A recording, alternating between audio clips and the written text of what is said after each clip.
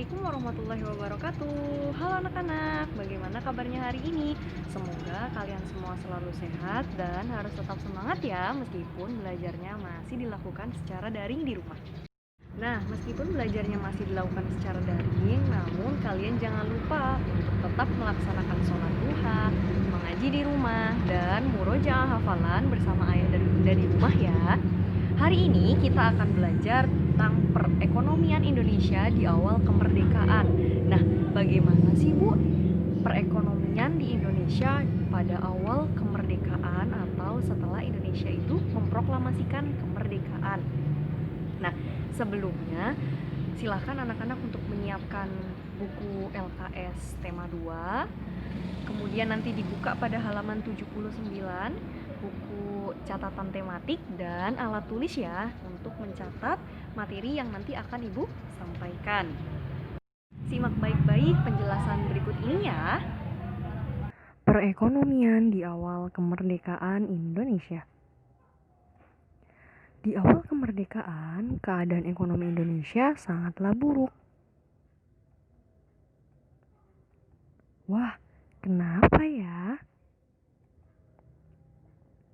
Nah, ini dia penyebabnya. Yang pertama yaitu inflasi yang tinggi. Beredarnya mata uang Jepang di masyarakat dalam jumlah yang tidak terkendali. Pada saat itu, yang dirugikan adalah petani karena mata uang yang dimiliki adalah mata uang Jepang.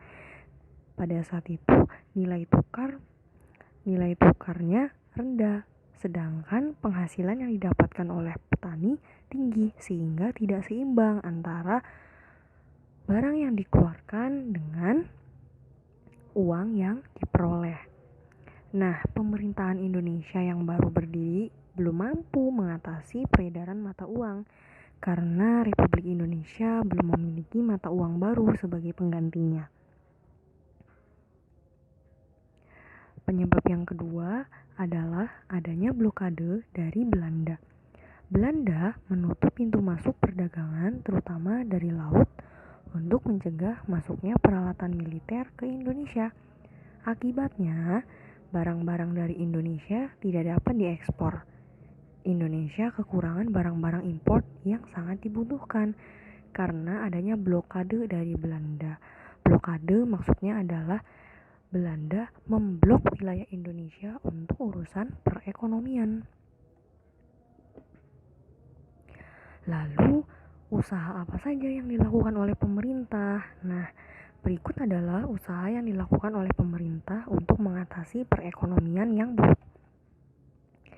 Yang pertama yaitu konferensi ekonomi pertama dan kedua, pinjaman nasional, pembentukan badan perancang ekonomi atau planning board, rencana Kasimo atau Kasimo Plan, dan pembentukan Persatuan Tenaga Ekonomi atau PTE.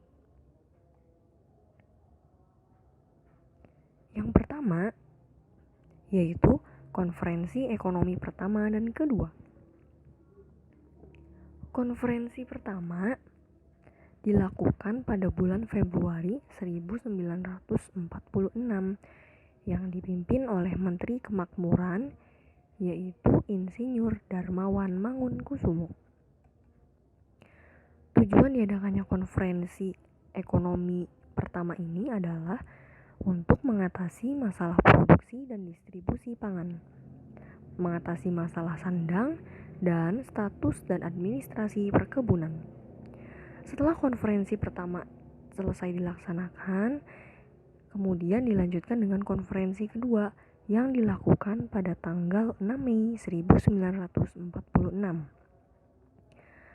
Konferensi kedua ini membahas tentang program ekonomi pemerintah, keuangan negara, pengendalian harga, distribusi dan alokasi tenaga manusia. Upaya yang kedua yaitu pinjaman nasional. Pinjaman nasional dilakukan oleh Menteri Keuangan yaitu Insinyur Surahman pada Juli 1946. Nah, program pinjaman nasional ini didukung dengan pendirian Bank Tabungan Pos digunakan untuk penyaluran pinjaman nasional untuk meningkatkan kepercayaan masyarakat Indonesia terhadap pemerintah. Yang ketiga, pembentukan Badan Perancang Ekonomi atau Planning Board. Badan Perancang Ekonomi dibentuk pada tanggal 19 Januari 1947 atas usulan Menteri Kemakmuran A.K. Ghani.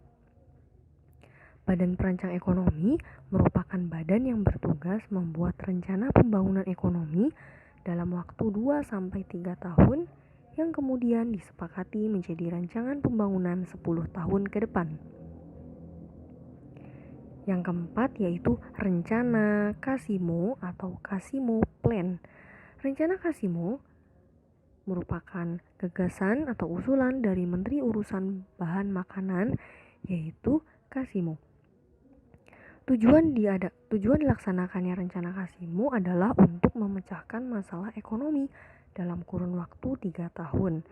Pada saat itu terhitung dari tahun 1948 sampai 1950 secara konseptual, praktis, dan realistis.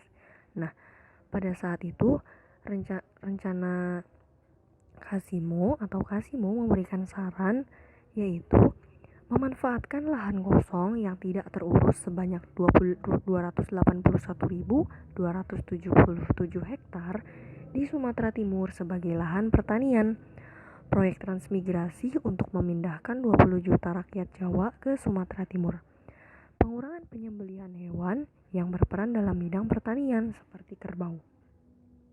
Pembentukan kebun-kebun bibit di setiap desa dan melakukan insentifikasi dengan menanam bibit unggul di Pulau Jawa. Yang terakhir yaitu pembentukan Persatuan Tenaga Ekonomi atau PTE. Persatuan Tenaga Ekonomi atau PTE merupakan organisasi yang dipimpin oleh B.R. Motik. Persatuan Tenaga Ekonomi atau PTE adalah wadah para pengusaha swasta yang telah berdiri sejak zaman Jepang. Dengan dibentuknya PTE, harapannya yaitu dapat mengurangi rasa individualisme atau berbuat masing-masing di antara pedagang dan organisasi pedagang sehingga dapat memperkukuh kekuatan dan ketahanan ekonomi bangsa. Terima kasih untuk yang sudah menyimak dan sudah mendengarkan penjelasan dari Ibu. Setelah ini jangan lupa nanti kalian kerjakan tugasnya pada LKS halaman 81.